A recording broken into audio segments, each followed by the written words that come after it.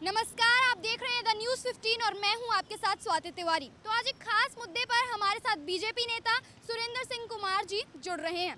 तो जैसा कि आप जानते हैं कि महाराष्ट्र में एकनाथ शिंदे की सरकार बन चुकी है, जिसके बाद वो दिल्ली आए। दिल्ली में आने के बाद उन्होंने कई बड़े नेताओं जैसे प्रधानमंत्री मोदी से, जेपी नड्डा से और अमित शाह जी से मुलाकात की, उनसे आशीर्वाद लिया। तो आइए जानते हैं उस पर सर की क्या प्रतिक्रिया। जी सुरेंद्र जी, क्या कहना चाहेंगे आप इस पर?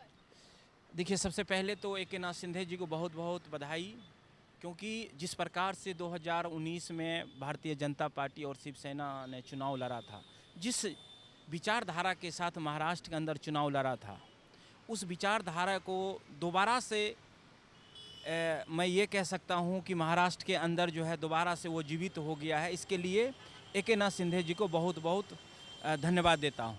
और जहाँ तक आपने कहा कि एकनाथ शिंदे जी मुख्यमंत्री बनने के बाद पहली बार दिल्ली दौरे पे थे, तो आदरणीय प्रधानमंत्री मोदी जी से मिले, जेपी नड्डा जी से मिले और अमित शाह जी के मिले, तमाम बड़े नेताओं से मिलकर आशीर्वाद लिया, ताकि विकास की जो रास्ते जो रुक चुका था महाराष्ट्र के अंदर, वो विकास किस प्रकार से आगे बढ़े। तो एकनाथ शिंदे जी ने दिल्ली आके आशीर्वाद लिया और विकास में जो सहयोग हो सके केंद्र सरकार से, वो उन्होंने मांग किया है। तो मैं ये कह सकता हूँ कि एकनाथ शिंदे जी एक ईमानदार और सुलझे हुए जो है नेता हैं।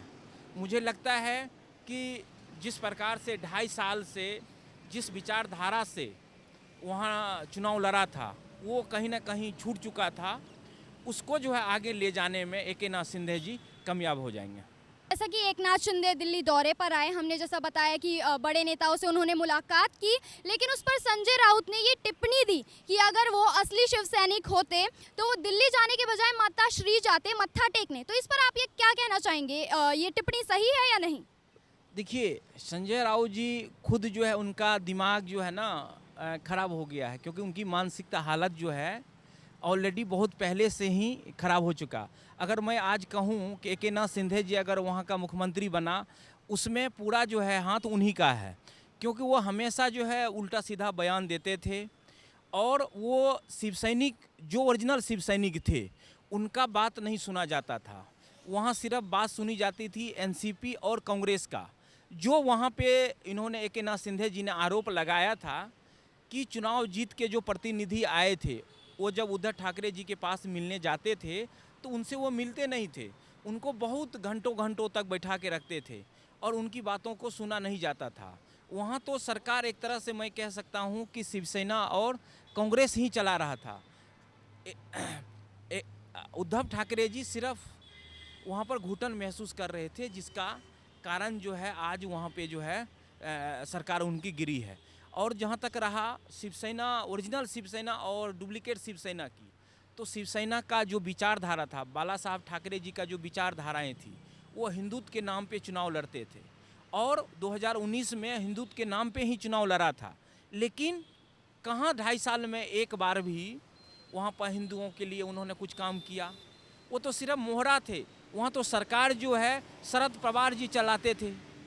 तो इसको देखते हुए एकनाथ शिंदे जी और तमाम शिवसेना के जो विधायक थे, उन्होंने एक अच्छा डिसीजन लिया कि हम जिस विचारधारा से क्षेत्र में वोट मांग के हम आए थे, जिस विचारधारा से हमारी जीत हुई थी, उसको हम आगे कैसे ले जाएं और क्षेत्र की विकास कैसे करें, उसके ऊपर उन्होंने काम, अब मुझे लगता है कि काम करना वो शुरू कर देंगे।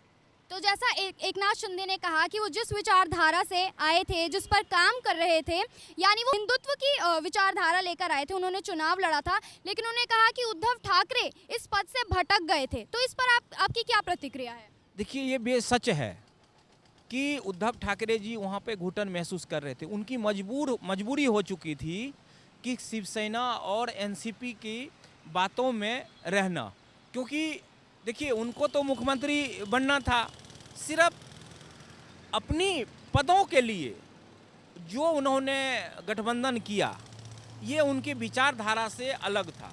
क्योंकि बाला साहब ठाकरे जी का विचारधारा, जबकि देखिए बाला साहब ठाकरे जी जब तक जिंदा रहे, मैं तब ये कह सकता हूँ कि उन्होंने अपनी विचारधाराओं से कभी कोई समझौता नहीं किया।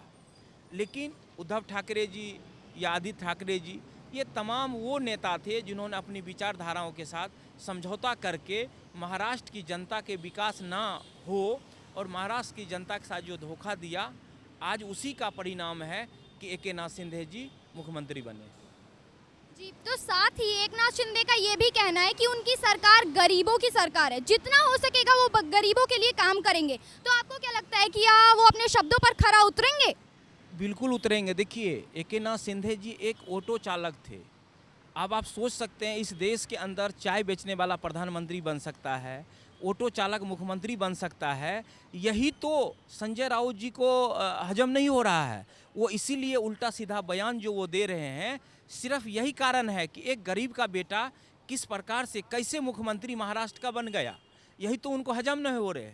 और मैं आपको दावा कर सकता हूँ कि एकनाथ शिंदे जी महाराष्ट्र के लिए और गरीब के लिए जो काम वो करेंगे, वो आने वाला इतिहास जो है वो गवाह होगा, क्योंकि गरीब का बेटा है। उनको पता है कि गरीबी किस प्रकार से वो आगे बढ़े हैं, तो वो गरीब के लिए काम करेंगे एकनाथ शिंदे जी।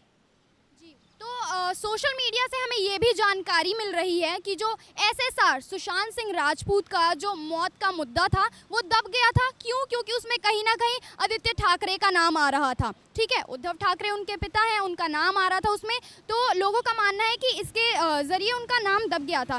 तो अब क्या एकनाथ शिंदे की सरकार में जो सुशांत सिंह राजपूत हैं उनको न्याय मिलेगा? क्योंकि लोग ऐसा आश्वासन जता रहे हैं कि एकनाथ शिंदे एक ईमानदार नेता हैं, तो क्या ये सच है? बिल्कुल, एकनाथ शिंदे जी ईमानदार नेता थे, ईमानदार नेता है, जिसका कारण आज आप देखिए, जहां 56 विधायक उद्धव ठाकरे जी के साथ पहले हुआ करते थे, सिर्फ आज एकनाथ शिंदे जी जो अगर मुख्यमंत्री बने, वो एक ही कारण है कि एकनाथ शिंदे जी ईमानदार व्यक्ति थे और ईमानदार है। और मैं ये कह सकता हूँ कि सुशांत सिंह राजपूत का जिस प्रकार से हत्याएं वहाँ हुई, उसकी जांच सही ढंग से नहीं कराया गया, और ये इसका एक ही कारण है कि शिवसेना के जो मुख्यमंत्री हैं उनके परिवार का नाम उसमें आया। इसी कारण से उन्होंने इस केस को जो है सही ढंग से वहाँ पे जांच होने नहीं दिया। और मैं आज ये कह सकता हूँ कि सुशांत सिंह राजपूत जी जहाँ भी होंगे, आज उन्हीं का जो है ना, उसी का जो है कारण है कि आज उनकी सरकार जो है कहीं ना कहीं वो गिरा। क्योंकि देखिए, जो अच्छे लोग होते हैं उनका बद्दुआएं जो है ना आपको अवश्य लगेगा। तो मैं ये कह सकता हूँ कि बद्दुआ का ही कारण है कि उद्धव ठाकरे जी की सरकार गिरी। आप देखे होंगे कि कंगना रनावत जी का घर किस प्रकार से तोड़ दिया गया, और आप देखिए वहाँ पे रमनीत राणा का नाम आया बीच में।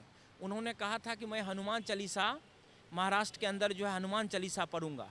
आप देखिए, एक व्यक्ति हनुमान चालीसा पढ़ने के नाम पे उसे किस प्रकार से जेल के अंदर कर दिया जाता है।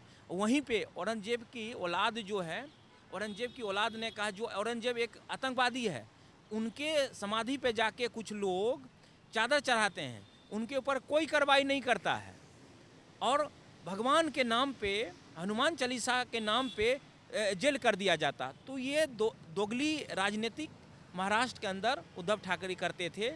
और मैं ये कह सकता हूँ कि भगवान श्री राम का जो है ना, उनको जो है बद्दुआ लगा, जिसके कारण जो है उसकी सरकार जो है 40 दिन भी नहीं हुए, उससे पहले जो उनकी सरकार गिर गई वहाँ पे। तो सुरेंद्र जी का भी कहना है, और ऐसा लोग भी मान रहे हैं कि एकनाथ शिंदे की सरकार बेहद कर्मशील होने वाली है। लोग आश्वासन जता रहे हैं, तो देखते हैं आगे फलस्वरूप इसका क्या निकलता है। फिलहाल इस रिपोर्ट में इतना ही। संवाददाता स्वाति के साथ कैमरामैन गोविंद, नमस्कार।